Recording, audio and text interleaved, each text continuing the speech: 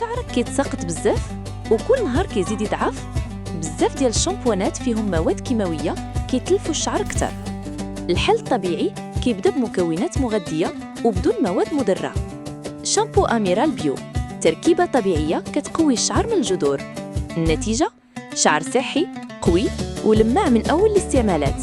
جربيه اليوم وخلي شعرك يبان طبيعي وصحي. دعونا ندخل في صلب الموضوع مباشرة. مرحبا بالجميع في هذا الشرح الجديد الذي نخصص فيه الوقت لتحليل قضية تشغل بال الكثيرين يومياً. اليوم نحن لا نتحدث عن مجرد مشكلة جمالية سطحية، بل نفكك أزمة حقيقية وملموسة، ألا وهي أزمة تساقط الشعر في المغرب. وبالطبع سنستكشف كيف يمكننا الوصول إلى حل طبيعي وفعال بناء على ما يقدمه لنا المصدر المتاح. إنها مسألة تتعلق بالثقة بالنفس وتؤثر على الحياة اليومية للكثيرين، لذا دعونا نفهم القصة الكاملة، والأهم من ذلك كيف يمكن التعامل معها بذكاء. المثير للاهتمام هنا هو حجم هذه المشكلة على أرض الواقع. المصدر يضعنا أمام حقيقة واضحة لا يمكن تجاهلها. تساقط الشعر لم يعد حالة نادرة أو استثناء، بل تحول بصراحة إلى واحدة من أكثر المشاكل انتشاراً في المغرب اليوم. هذا يعني أن من يعاني من هذه المشكلة ليس وحيداً على الإطلاق. الأمر أشبه بظاهرة واسعة النطاق تستدعي التوقف وتتطلب منا البحث عن حلول حقيقية ومدروسة تتجاوز مجرد الإعلانات التجارية التي نراها كل يوم. وهنا نصل إلى نقطة بالغة الأهمية.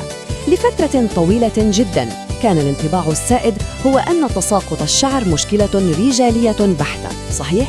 لكن المصدر الذي نحلله اليوم يكسر هذه الصورة النمطية تماماً. الأزمة لا تميز بين الجنسين أبداً.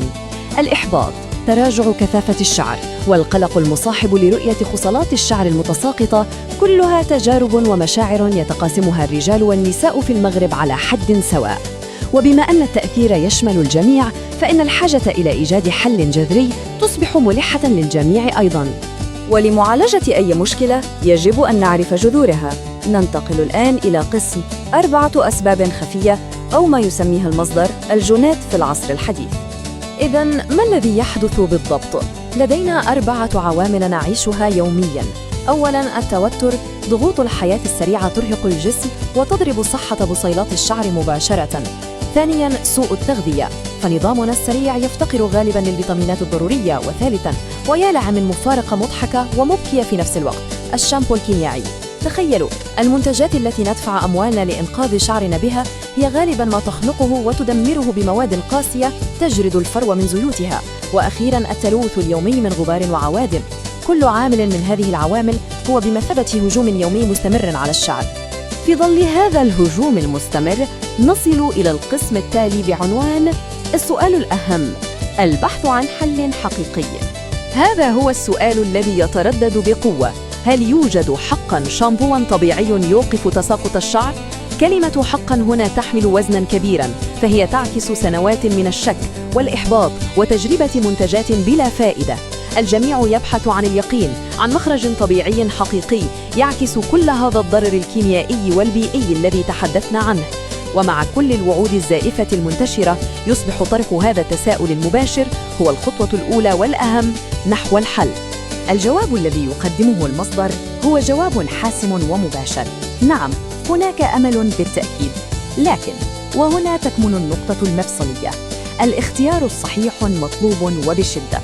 لا يمكننا ببساطة التقاط أي عبوة كتب عليها طبيعي بخط عريض وتوقع حدوث معجزة. الفعالية هنا مشروطة بالمعرفة الدقيقة والقدرة على الاختيار بذكاء. هذا ببساطة يغير قواعد اللعبة ويضع القوة والمسؤولية في يد المستهلك الواعي. وكيف يمكننا القيام بهذا الاختيار بذكاء؟ هذا ينقلنا إلى قسم خريطة طريق الشامبو الطبيعي، وهو دليل شامل من المصدر. هذا الدليل الرائع يقدم لنا 5 ركائز أساسية. أولاً، ما هي العناصر الطبيعية التي يجب أن تتوفر؟ ثانياً، المكونات العلمية المثبتة. نحن لا نتحدث عن خلطات عشوائية، بل عن علم يحفز بصيلات الشعر. ثالثاً، المواد الخطيرة التي يجب الهروب منها فوراً عند قراءة الملصق. رابعاً، كيف نختار ما يناسب طبيعة شعرنا تحديداً.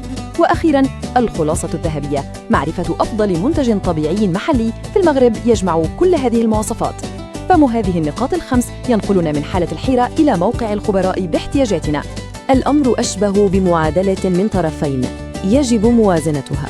من جهة لدينا ما يجب البحث عنه، المكونات العلمية والطبيعية التي تغذي وتقوي الجذور، ومن جهة أخرى لدينا ما يجب تجنبه تماماً، المواد الكيميائية القاسية التي تسبب الالتهابات وتزيد من تساقط الشعر.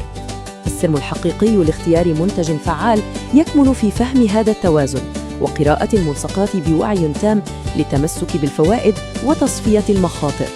الهدف من كل هذا ليس مجرد تقديم معلومات نظرية، بل تحويل هذه المعرفة إلى تطبيق عملي.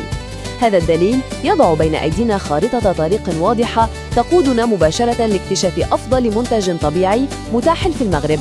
إنها خطوة تحول روتين العناية بالشعر من تجارب عشوائية ومرهقة إلى ممارسة مبنية على وعي وفهم علمي دقيق لضمان نتائج حقيقية وملموسة. في النهاية يبقى هذا السؤال العميق للتأمل: هل فهم هذه المكونات سينهي أخيراً معاناة تساقط الشعر؟ المنطق الذي نستخلصه من المصدر اليوم يقول بوضوح إن المعرفة هي الدرع الأول. عندما نستبدل المنتجات الضارة ببدائل طبيعية وعلمية، فإننا نقطع الطريق على أحد أهم أسباب المشكلة. المعرفة وحدها قد لا توقف التساقط، لكنها تضعنا بقوة على المسار الصحيح لاتخاذ قرار حاسم يصنع الفارق الحقيقي. شكراً لمتابعتكم هذا الشرح، ولنتذكر دائماً أن التغيير يبدأ بفهم الحقائق.